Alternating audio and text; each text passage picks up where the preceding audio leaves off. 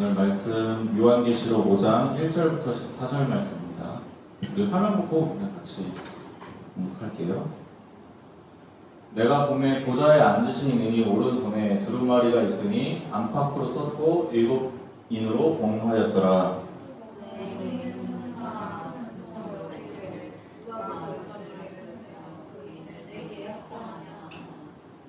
하늘 위에나 땅 위에나 땅 아래에 능히 그 두루마리를 펴거나 보거나 할 자가 없더라. 그 두루마리를 펴거나 보거나 하기에 합당한 자가 보이지 아니하기로 내가 그에게 물었더니 장로 중에 한 사람이 내게 말하되 울지 말라. 유대 지파의 사자 다윗의 뿌리가 이겼으니 그 두루마리와 그 7인을 떼시리라 하더라. 내가 또 보니 부자와 내 생물과 장로들 사이에 한 어린 양이 서 있는데 일찍이 죽임을 당한 것 같더라. 그에게 7뿔과 7눈이 있으니 이 눈들은 온 땅에 보내심을 받은 하나님의 7눈이더라. 그 어린 양이 나와서 보좌에 앉으신 이 오른손에서 두루마리를 취하시니라. 그 두루마리를 취하시매 내 생물과 24 장로들이 그 어린 양 앞에 엎드려 각각 거룩과 향이 가득한 금도절을 드렸으니 이 향은 성도의 기도들이라. 그들이 새 노래를 불러 이르되 두루마리를 가지시고 그 인봉을 떼기에 합당하시도다. 일찍이 죽임을 당하사 각 족속과 방언과 백성과 나라 가운데서 사람들을 피로 사서 하나님께 드리시고 그리고 우리 하나님 앞에서 나라와 제사장을 삼으셨으니 그들이 땅에서 왕국을 다루리라 하더라. 내가 또 보고 들음에 보좌와 생물들과 장로들을 둘러선 많은 천사의 음성이 있으니 우수가 만만이요 천천이라. 그는 정성을 이루되 죽임을 당하신 어린 양은 능력과 부와 지혜와 힘과 존귀와 영광과 찬송을 받으시기에 합당하도다 하더라. 내가 또 들으니 하늘 위에와 땅 위에와 땅 아래와 바다 위에와 또 그 가운데 모든 피조물이 이르되 보좌에 앉으신 이와 어린 양에게 찬송과 존귀와 영광과 권능을 세세토록 돌릴지어다 하니 함께 읽겠습니다. 내 생물이 이르되 아멘 하고 장로들은 엎드려 경배하더라. 아멘. 기도하겠습니다. 하나님 아버지, 또 이렇게 우리 요한계시록을 통하여 말씀 나누기를 원합니다. 요한계시록을 통하여 주신 말씀에 우리가 알 수 없는 상징들과 뜻들을 이해할 수 있는 지혜 허락하여 주시옵시고, 우리가 잘못된 이야기들 또 잘못된 말씀들에 빠지지 않도록 지금 바른 말씀 이해할 수 있는 지혜 허락하여 주시옵소서. 감사드리오며 살아계신 우리 주 예수 그리스도의 이름으로 기도드리옵나이다. 아멘. 오늘 말씀 제목은 우리의 생각보다라는 제목으로 우리가 좀 말씀을 나눠보려고 해요. 먼저 우리가 요한계시록을 쭉 살펴왔는데 먼저 앞에서 살펴봤던 것들 내용을 잠깐 짧게 나누고 시작을 할게요. 먼저 1장에서는 이제 예수님이 어떤 분이신지, 예수님이 왜 어린 양이고, 예수님의 권세와 권능이 무엇인지에 대해서 간략하게 설명을 하시면서 예수님이 이제 7교회를 이제 언급을 하시면서 요한한테 네가 이 7교회에 편지해라라고 하면서 내가 이런 말을 해줄게라고 이제 이야기하시는 게 2장과 3장의 내용이에요. 그래서 우리가 2장, 3장 가지고 7주 동안에 계속 한 교회 한 교회씩 이제 이야기를 나눴었죠. 그리고 이제 4장 말씀은 창조주 하나님의 영광을 이제 찬양하고 드러내는 장면이에요. 그래서 24장로와 내생물 그거에 대해서 이제 설명을 했었잖아요. 그리고 이제 이 4장과 5장은 이제 두 개가 이제 서로 이렇게 연결되어 있어요. 그래서 하나님의 영광을 이야기하고 그 하나님의 영광이 5장에서는 이 어린 양에게 넘겨질 거다. 그래서 이 어린 양에게 그런 자격과 영광이 있다라는 걸 이제 설명해 준 거예요. 그래서 4장과 5장을 따로 보면 안 되고 연결되어 있는 거예요. 4장으로 하나님의 영광이 이런 거다. 이래서 이 24장로와 내 생물이 하나님을 찬송한다. 근데 그 영광과 찬송을 이 어린 양에게 하나님께서 상속시키신다라는 게 이 구조예요. 이렇게 연결되어 있는 거예요.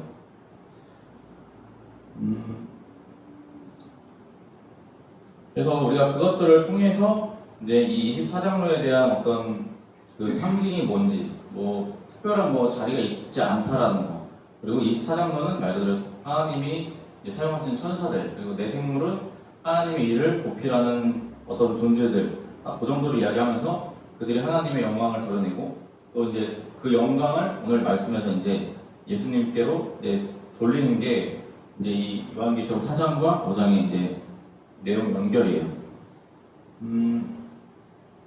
사장 말씀에서 이제 세상을 창조하고 영원 무궁하신 하나님을 우리가 찬양해야 한다. 뭐 그 하나님의 영광이 높고 크다라는 걸 이제 우리가 말씀을 좀 나눴다가 이제 5장 말씀에서 이제 그 권세와 영광과 앞으로 있을 그 심판과 모든 고난에 대해서 이제 어린 양에게 이제 양도하시는 말씀을 나눌 때 그 하나님이 어린 양한테 이거를 양도하는 목적이 있거든요. 왜냐하면 하나님이 자기가 갖고 있는 모든 힘과 능력과 어떤 권한들을 아무한테나 양도할 수는 없잖아요. 근데 이거를 하나님이 어린 양한테 양도한다는 것 자체는 하나님과 동등한 권한을 갖고 있는 분이기 때문에 이 어린 양한테 양도할 수 있는 거거든요. 유대식 표현을 빌리자면 이제 원래 어린 양이었던 분은 사자로 표현이 돼요. 그래서 사자 하면은 되게 위엄과 근엄함이 있는 그런 상징이거든요. 근데 이 사자가 이 죄를 씻기 위해서 자기가 스스로가 어린 양이 되어서 내려왔다. 근데 그 어린 양이 죽고 난 이후에 이제 다시 세상을 정복하는 순양으로 이제 나타나신다 하는 게 이제 요한계시록 안에 쭉 나와요.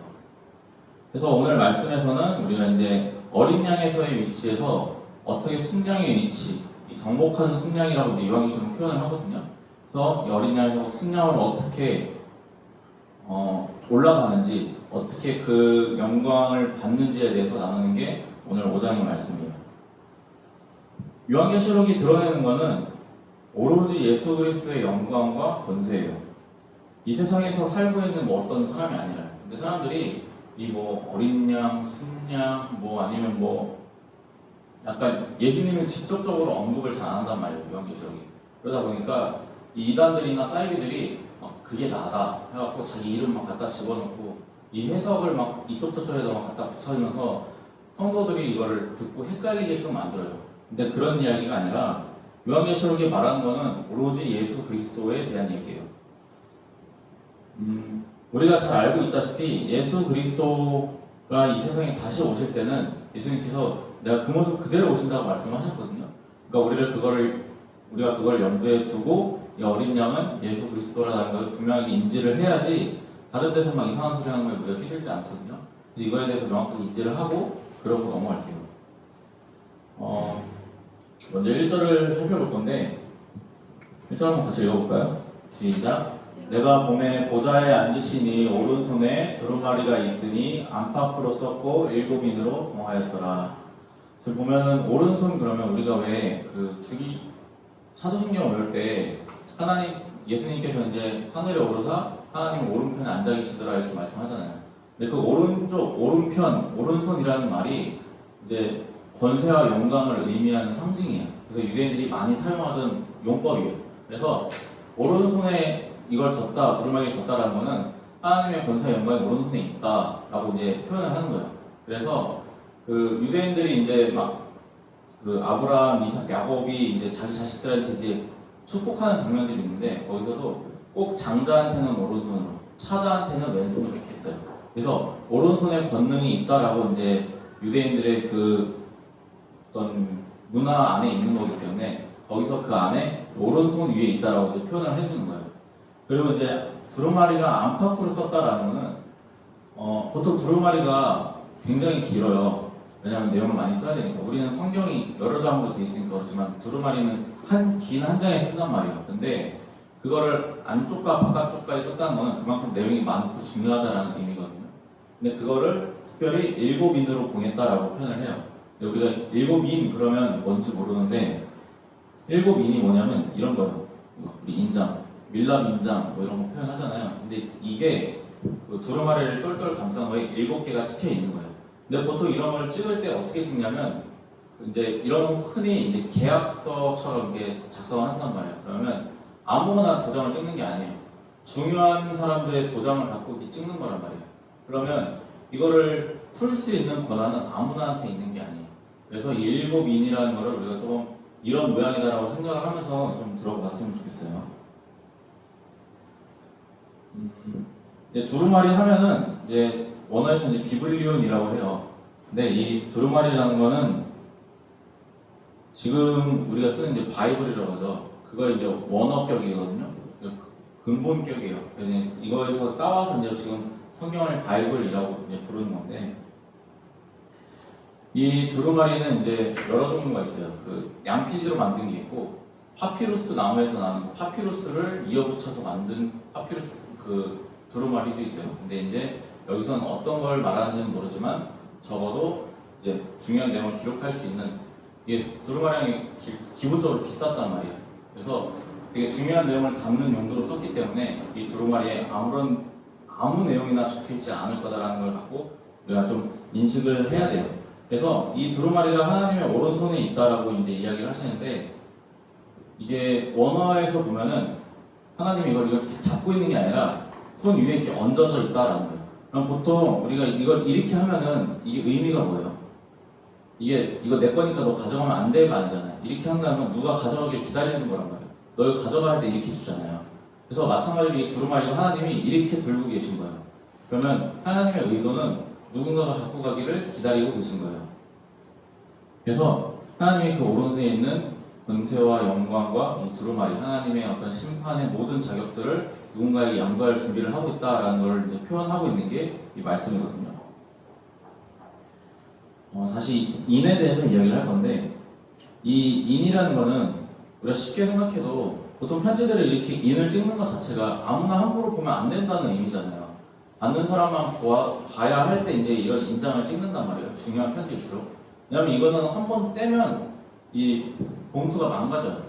그렇기 때문에 아무나 함부로 뗄 수가 없어요. 왜냐면 한 번 떼는 순간 누군가는 이걸 봤다는 거니까 이 문서로서의 중요성이 효력이 떨어진단 말이에요. 그래서 이걸 함부로 아무나 뗄 수가 없어요.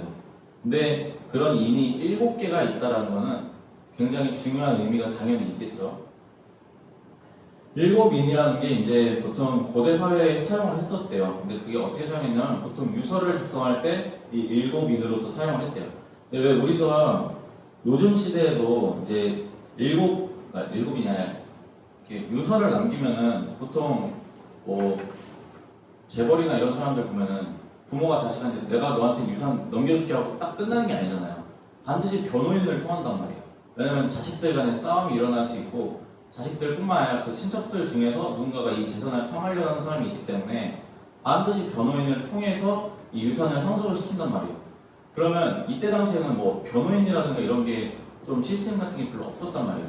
그래서 이 애초에 유서를 봉할 당시에 주요 인물들 여러 명을 데리고 함께 인장을 찍는 거예요. 그래서 여기서 인장을 찍은 이 사람들이 함께 있는 자리에서 모두가 동의하는 자가 아니면 이 인장을 풀 수 없다라는 거예요. 그러면 아무나 이거를 열 수가 없는 거잖아요. 이거를 아무나 그냥 자기 마음대로 뜯어버리는 순간 이거는 유서로서 효력을 상실하는 거예요.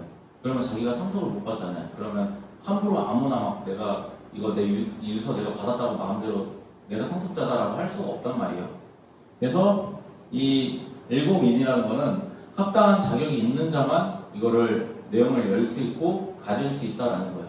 근데 이 7인이 있는 이 두루마리를 가진다라는 거는 그 안에 쓰여 있는 게 보통 뭐겠어요? 재산에 대한 어떤 상속적인 내용일 거 아니에요. 근데 그거를 두루마리를 가진다는 건 다시 말해서 이 유서를 남긴 사람이 모든 걸 물려받는다라는 의미란 말이에요. 그래서 하나님께서 이거를 그 두루마리를 넘길 존재를 상속자라고 표현을 하세요. 상속자. 그래서 2절 말씀에서는 이제 큰 천사가 누구냐라고 이제 이야기를 하면서 누가 합당하냐라고 이제 이야기를 해요. 근데 요한이 사저에서는 이제 이렇게 얘기해요. 이거를 열기에 합당한 자가 없어서 내가 크게 울었다라고 이제 표현을 하는데 상속의 자격을 지닌 사람은 보통 그 자식이에요, 아들. 그리고 그 유서를 남긴 사람이 인정하는 사람이어야 되고요. 그래서 3절 말씀을 보면 하늘 위에나 땅 위에나 땅 아래에 능히 그 두루마리를 펴거나 보거나 할 자가 없더라라고 이제 말씀을 하는데 하늘 위에나 땅 위에나 땅 아래라고 하는 게 보통 이제 상징적으로는 하늘 위에는 천사들, 땅 위에는 사람, 땅 아래에는 이제 마귀, 사단들을 이야기를 하는 거예요. 근데 그 중에서도 어떤 존재도 이 두루마리를 열 존재가 없다라고 하는 거거든요. 그럼 바꿔 말하면 이 두루마리를 열 만한 합당한 존재는 하나님이랑 동등한 존재밖에 없다는 거예요. 그러면 4절 말씀에서 그래서 이제 요한이 그럴 사람이 없어서 내가 크게 울었다라고 이제 표현을 해요. 근데 이거는 바꿔서 말하면 우리를 구원해줄 구원자가 없다라는 의미예요. 하나님이 내리신 심판을 우리가 받을 수밖에 없겠구나라고 슬퍼서 우는 장면이란 말이에요. 근데 거기에 대해서 이제 5절 말씀에서 장로 중에 한 사람이 나와서 이렇게 이야기를 해요. 한번 같이 읽어볼게요. 시작. 장로 중에 한 사람이 내게 말하되 울지 말라. 유대지파의 사자 다윗의 뿌리가 이겼으니 그 두루마리와 그 7인을 떼시리라 하더라. 말씀 보면은 다윗의 후손이면 우리가 누군지 이제 명확하게 알잖아요. 굳이 생각하지 않아도. 당연히 나사렛 예수 그리스도를 이야기하는 거예요. 그가 7인을 뗄 것이다라는 거는 그가 하나님의 두루마리의 그 인을 떼서 상속받을 합당한 자다라는 것을 이 장로 중에 한 사람이 증언을 하는 거예요. 이제 이거를 꼬아서 그 사람이 나다라고 이제 이야기하는 것들이 이제 이단 사이비들인데 예수님이 명확하게 말씀을 하시죠. 2000년 전에 그 모습에 십자가에 달리셨던 그 모습 그대로 다시 재림하신다라고 말씀을 하셨기 때문에 유대인이었던 예수님이 한국인으로 다시 난다는 게 애초에 말이 안 된단 말이에요. 근데 유대인 그렇게 이단 사이비들이 이야기를 하는데 그거를 사람들이 그렇게 믿어요. 근데 그렇지 않다는 거 명확하게 우리가 이해하고 갔으면 좋겠어요. 6절은 이제 예수님의 모습을 이제 표현을 해줘요. 이제 어린 양이라고 기본적으로 표현을 하는데 한번 같이 읽어볼까요? 시작. 내가 또 보니 보좌와 내 생물과 장로들 사이에 한 어린 양이 서 있는데 일찍이 죽음을 당한 것 같더라. 그에게 7뿔과 7눈이 있으니 이 눈들은 온 땅에 보내심을 받은 하나님의 7영이더라. 네. 좀 보면은 이게 좀 기괴해요. 7뿔과 7눈이 있다라는 자체. 이런 생물도 없고 이런 존재도 없잖아요. 근데 여기서 말하는 거는 자, 있는 그대로의 모습을 상상하기보다는 이제 상징이에요, 상징. 근데 7눈에 같은 경우는 여기에 바로 의미가 나와 있잖아요. 이 눈들은 온 땅에 보내심을 받은 하나님의 7영이다 라고 이야기하는데 하나님이 성령 한 분인데 왜 7영이라고 그러지? 라고 할 수가 있거든요. 근데 여기서 이제 우리가 7이라는 숫자에 대해서 의미를 알아야 돼요. 성경은 기본적으로 이 세 가지의 숫자를 제일 많이 이야기해요. 3, 7, 12. 근데 이 3, 7, 12는 기본적으로 유대 문화 안에서 완전수를 의미해요. 그래서 우리가 12개월 치고 12지파 치고 그리고 우리 하나님 3일체 이야기하고 그래서 완전수라고 표현하는데 그 중에서 7은 하나님을 주로 상징을 해요. 그래서 우리가 7일 하잖아요. 7일.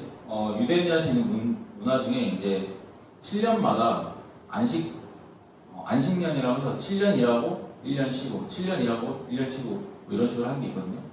그리고 7은 이제 그 중에서 이제 하나님을 상징해서 오늘 말씀 안에서는 7뿔과 7눈 하면 진짜 뿔이 7개다, 눈이 7개다라는 의미가 아니에요.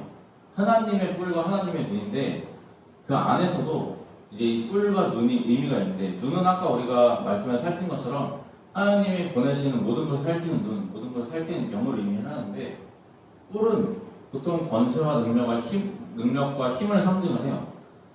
고대 시대에는 들소의 뿔이다 보면 그래서 뿔이랑 들소라는 표현도 같이 쓰는데 이제 이런 애들을 말하는 거거든요.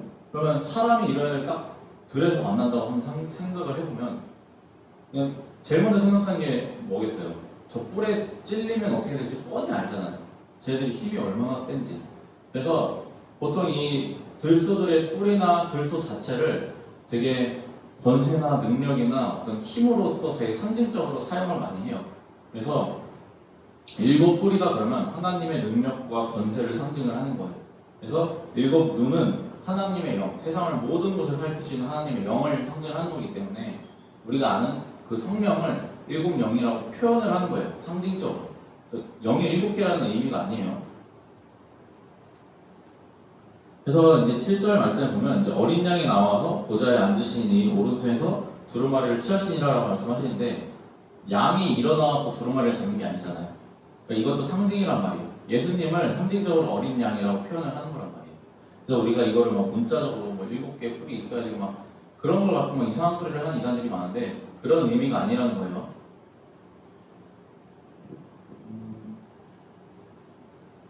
7절은 이제 이 어린 양에 대해서 이제 다시 한번 이야기를 해요. 보면은 어린 양이 나와서 보좌에 앉으신 이에 오른손에 있는 두루마리는 취한다라고 이제 표현을 해요. 근데 우리 한번 상상을 해볼게요. 왕이 이제 앉아있어. 왕이 보좌에 이렇게 딱 앉아있고, 왕자에 앉아있는데 누가 올라와갖고 왕 손에 있는 걸 딱 가져가는 모습을 한번 상상을 해보면 되게 무례하단 말이야. 되게. 왕이 허락도 안 했는데 자기 왕도 올라와 가져간다는 것 자체가. 근데 그럴 수가 없죠. 그랬다가는 왕 주변에 있는 뭐 어떤 호위무사라든가 이런 사람이 가만히 놔두지 않을 테니까. 근데 가져갈 수 있다는 것 자체가 왕이 너 이거 가져가라고 인정한 존재만 가져갈 수 있다는 의미예요. 그래서 예수님이 가서 이 두루마리를 취하신다는 것 자체가 하나님께서 이 존재를 인정하셨기 때문에 주변의 모든 존재들이 이걸 인정했기 때문에 가져올 수 있다라는 의미예요. 그래서 예수님이 합당한 분이다라는 것을 우리가 알 수 있는 거예요. 가져온다는 것 자체만으로도. 그리고 예수님이 하나님에 대한 모든 권세, 영광, 또 심판, 미래에 대한 모든 하나님의 영원한 계획들까지도 이제 예수님께 하나님이 양도를 하시니까 이제 모든 거를 이제 주변에 24장로나 내 생물이 이제 인정을 할 수밖에 없어요. 아까 말했듯이 왕의 손에서 물건을 가져온다는 것 자체가 왕이 허락한 존재, 왕이 상속을 허락한 존재만 가져올 수 있기 때문에 이제 이걸 가져오는 순간은 이 가져온 분 자체가 이제 왕이 되는 거잖아요. 그리고 기본적으로 우리가 알고 있다시피 하나님과 예수님은 한 분이잖아요. 그래서 이 다른 모든 존재들이 이제 이 예수님을 엎드려 경배를 하기 시작을 해요. 그러면서 이제 8절 말씀을 보면 이제 향에 대해서 이야기를 하는데, 향은 여기서 말씀하신 대로 이제 기도를 이야기를 하는데, 우리가 하나님 앞에 향기로운 제사를 드리자 막 이렇게 이야기를 하면서 향을 이야기를 많이 하거든요. 왜 제사 드릴 때 보면 이렇게 뭐 꽂아놓고 향 피우잖아요. 그게 제사 드릴 때 뭐 그 영혼들이 와갖고 이 냄새를 맡고 위로를 받아라 뭐 약간 이런 의미가 있는 거란 말이에요. 그래서 그 고대 시대에 하나님한테 이제 제사를 드릴 때 막 짐승을 잡아갖고 태우잖아요. 그러면 우리가 고기 타는 냄새 얼마나 냄새가 좋아요. 하나님 앞에 좋은 향기로 드리는 예배를 의미를 하는 거예요. 그래서 우리가 하는 기도도 하나님이 그 향기로운 제사로 받아주신다는 의미에서 이걸 좀 생각을 하면 좋을 것 같아요. 그래서 이 네 장로와 24장로와 이 네 짐승이 네 생물이 이제 예수님을 찬송을 하면서 경배를 하는데, 이제 9절과 10절에서 왜 예수님이 합당한 분인지를 이제 설명을 하고 있어요. 좀 긴데 우리 한번 같이 읽어볼게요. 시작. 그들이 새 노래를 불러 이르되 두루마리를 가지시고 그 인봉을 떼기에 합당하시도다. 일찍이 죽임을 당하사 각 족속과 방언과 백성과 나라 가운데서 사람들을 피로 사서 하나님께 드리고 그들로 우리 하나님 앞에서 나라와 제사장들을 삼으셨으니 그들이 땅에서 왕노릇 하리로다 하더라. 아멘. 이 말씀은 왜 예수님이 그 인을 상속받기에 합당한 분인지를 이제 증거하는 내용인데, 우리가 잘 알다시피 예수님께서 죽임을 당하셔서 그 피로 모든 사람이 죄를 속하셨다라고 이제 표현을 하잖아요. 여기서 중요한 건 이거예요. 여기 각 족속과 방언과 백성과 나라 가운데서 기본적으로 유대인들은 하나님이 보내실 그 메시아가 자기들 이스라엘만 구원한다라고 이제 생각을 했어요. 근데 하나님의 계획은 그게 아니었단 말이에요. 구약에서부터 계속 나와요. 근데 이스라엘 사람들은 하나님을 나만의 하나님, 우리만의 하나님이라고 자기들만 뭔가 특별한 그거를 되게 강조하고 싶어요. 그거를 좋아했기 때문에 그렇게 이야기를 한 건데, 예수님이 여기서 분명히 말씀하세요. 각 족속과 방언과 백성과 나라 가운데서 사람들을 샀다는 것 자체가 유대인들에게 국한된다는 게 아니다라는 것을 의미를 하거든요.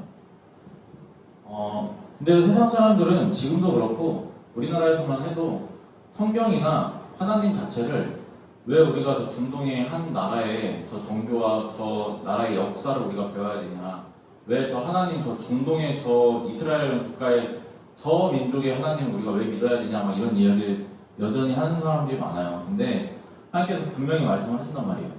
모든 족속과 방언과 백성과 나라들 안에서 사람들을 구원하신다라고 말씀을 하신단 말이에요. 이 말은 하나님이 유대의 이스라엘에만 국한되지 않는다라는 걸 분명히 말씀하시는 거란 말이죠. 그래서 그들을 하나님께 드려서 그들을 제사장으로 삼고 나라로 삼고 땅에서 왕노릇하게 하시겠다라는 것 자체가 하나님께서 그 하나님 예수 그리스도를 믿는 자들에게 어떤 권세를 주실 건지에 대한 증거로서 말씀을 하시는 거예요. 근데 이제 우리한테 중요한 건 뭐냐면, 이 제사장에 우리가 조금 집중을 해야 돼요. 제사장의 역할은 백성들이 하나님한테 드리는 기도를 하나님한테 대신 전달해주는 역할이에요. 근데 지금은 제사장이 있는 시대가 아니란 말이에요. 그래서 하나님을 믿는 사람들이 제사장 역할을 해야 돼요. 하나님 안 믿는 사람들에 대한. 그래서 그 사람들이 하나님 앞으로 올 수 있도록 인도하는 역할을 하는 게 제사장의 역할이란 말이에요.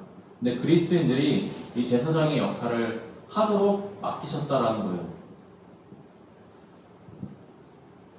이게 아무나 할 수 있는 게 아니거든요. 제사장이라는 게. 유대인 안에서 제사장은 레위인들만 할 수 있고 또 그 레위인들 안에서도 특별한 몇몇만 할 수 있는 게 이 제사장의 역할이에요. 왜냐하면 제사를 보통 한 번 드리면 여러 명이 나와서 한 사람이 대신해 드리는데 모든 사람이 제사장 역할을 할 수 있는 게 아니란 말이에요. 돌아가면서 제사장들이 하는데 모든 사람들이 그 제사장 역할을 한다는 것 자체가 되게 귀중한 직책을 맡기는 거란 말이에요. 우리가 근데 그 예수님이 주신 이 은혜에 대해서 너무 가볍게 생각해요. 근데 단순히 예수님이 주신 은혜만 가볍게 생각하는 게 아니라 예수님의 이름 자체를 되게 가볍게 생각해요. 우리가 4장이랑 5장이랑 지금 쭉 나누는 게 뭐냐면 하나님의 영광과 예수님의 영광이에요. 하나님이 이렇게 높으신 분이고 예수님이 이렇게 귀한 일을 하신 분이고 또 그 하나님의 영광을 받기 합당한 분이다. 그렇기 때문에 이 하나님과 예수님과 성령은 참 찬양받고 영광받기 합당한 분이다라고 이제 지금 요한계시록이 이야기를 한단 말이에요. 근데 우리가 이 예수님이라는 이름에 예수 그리스도라는 이름에 너무 익숙해져 있어요. 그래서 하나님을 믿지 않는 사람들도 하나님 예수님이라는 이름에 되게 익숙해져서 되게 이 이름들을 가볍게 여겨요. 근데 하나님이 어떻게 할 때 우리가 하나님을 믿는다라고 믿도록 인정한다고 하셨어요? 예수 그리스도의 이름을 믿으면이에요. 근데 그 예수 그리스도의 이름이 그렇게 가벼울 수가 없잖아요. 그 이름을 믿으면 하나님을 믿는다고 하나님께서 내가 그 이름을 믿으면 내가 너를 양자삼겠다, 내가 너의 모든 죄를 사하겠다라고 말씀을 하셨는데 그 이름이 가지는 무게가 그렇게 가볍지가 않단 말이에요. 예수 그리스도라는 이름을 우리가 너무 가볍게 여기고 무겁지 않게 여기다 보니까 좀 무감각해져 있어요. 예수 그리스도라는 이름 자체.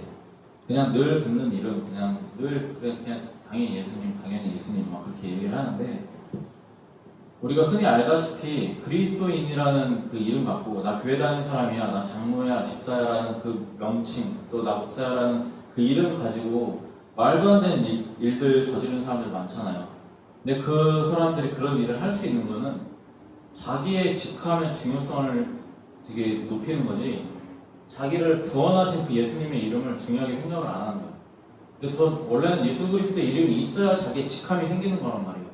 왕이 없는데 신하가 무슨 소용이에요. 근데 신하가 왕을 무시하면서 내가 이런 존재야, 내가 이런 직함을 가졌어라고 하는 게 아무런 의미도 없고 가치도 없단 말이에요. 근데 그것에 대해서 우리가 너무 예수님의 이름 자체를 그리스도인들이 가볍게 만들어버렸어요. 근데 지금 4장과 5장은 계속 찬양해요. 하나님은 영광받기 합당한 분이다. 예수 그리스도께서는 그 어린 양께서는 모든 사람의 죄를 속했기 때문에 하나님의 그 인정을 떼기 합당한 분이다라고 계속 높이지는데 그리스도인들은 예수님의 이름을 낮추고 가볍게 여겨요. 우리가 나라고 우리라고 그렇게 다르지 않잖아요. 솔직히 말해서 내가 얼마나 말이나 행동을 내가 하는 말 한마디, 내가 하는 행동 하나가 주변에서 나 기독교인이라고 믿는 사람들로 해서 어떻게 보일지, 어떻게 비춰질지를 생각하고 행동하는 사람은 그렇게 많지가 않아요. 우리가 생각하는 것보다 예수님이 이름이 무거운데도 우리가 그 이름을 너무 쉽게 여기고 쉽게 드러내요. 우리가 예수님의 그 영광과 피값을 좀 더 무겁게 여기고 더 잘 살아야 되거든요. 우리가 나를 통해서 예수님이 드러나고 예수님의 이름이 드러나고 교회가 드러나요. 그래서 더더욱 우리가 말을 조심해야 되고 행동을 조심해야 되고 잘 살아야 된단 말이에요. 말 그대로 내가 잘 먹고 잘 사는 게 아니라 진짜 말 그대로 잘 살아야 한단 말이에요. 나를 통해서 예수님과 교회가 드러날 테니까. 우리가 하나님의 상속자이기도 하지만 예수님이 그 이전에 먼저 상속자세요. 그래서 나를 핏값으로 하셔서 하나님께 인도하셨기 때문에 우리가 하나님한테 예수님의 이름으로 기도할 수 있는 거잖아요. 그래서 우리가 그걸 좀 마음속에 새기고 그 이름이 얼마나 중요한지, 얼마나 이렇게 내가 함부로만 가볍게 여기고 가볍게 생각하면 안 되는 것에 대해서 조금만 생각을 하고 우리가 좀 잘 사셨으면 좋겠어요. 그게 우리가 이 이름을 생각을 하면서 살 때 말 조심하게 나가고 행동 조심하게 돼요. 그러니까 그 이름을 너무 가볍게 여기시지 않았으면 좋겠습니다. 그래서 같이 이 이름을 더 소중하게 여기고 더 중요하게 여기시는 저와 여러분 되시기를 예수님의 이름으로 축복합니다.